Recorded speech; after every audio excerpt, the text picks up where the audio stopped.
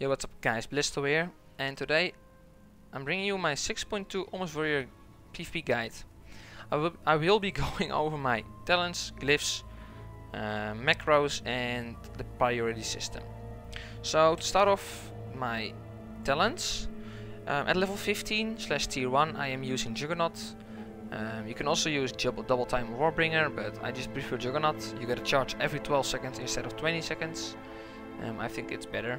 That's just me, it's personal preference. You can also use double time Warbringer, it just really doesn't matter, just play around a little bit and then decide what you think is the best one.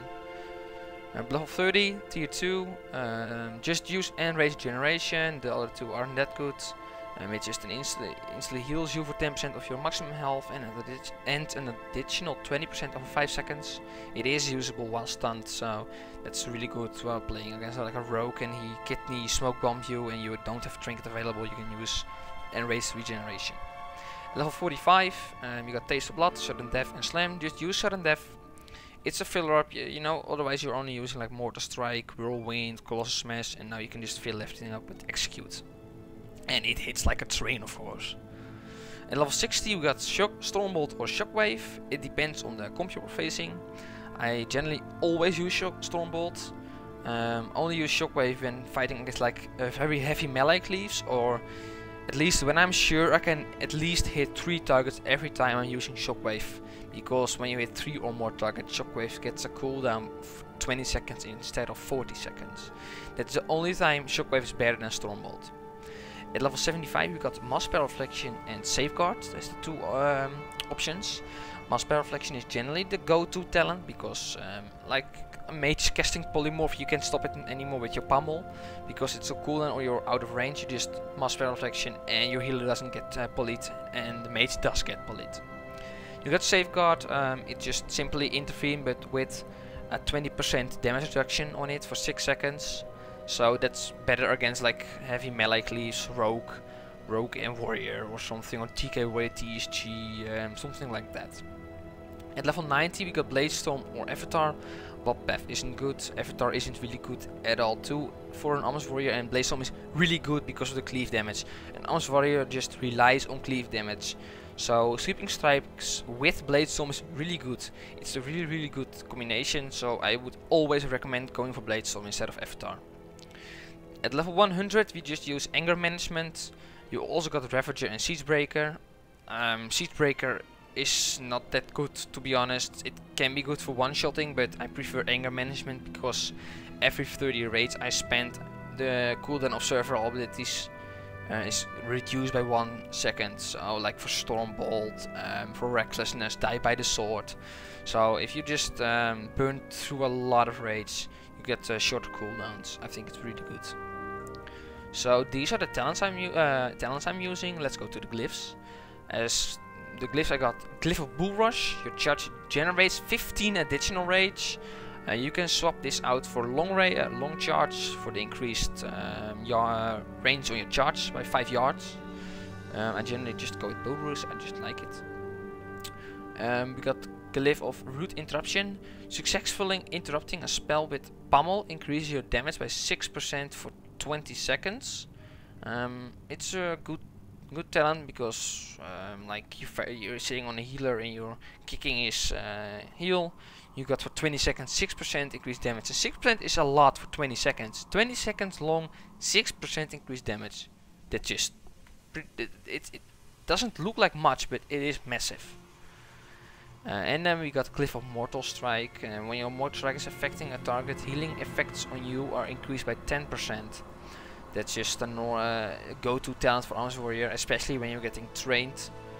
It's really good. You also got Shattering Toe for when you're fighting like a mage or a paladin. And I would say generally swap it over for Bull Rush or Root Interruption and not for Mortal Strike. I prefer for Root Interruption, I think, because Bull Rush just generates a lot of rage.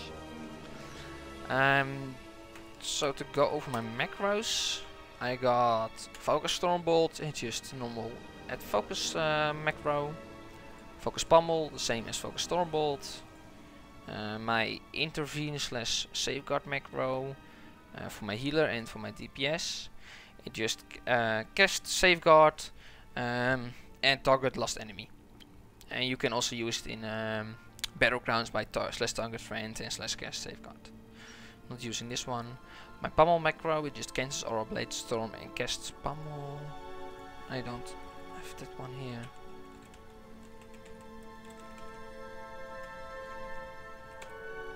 Blade Storm and then cast.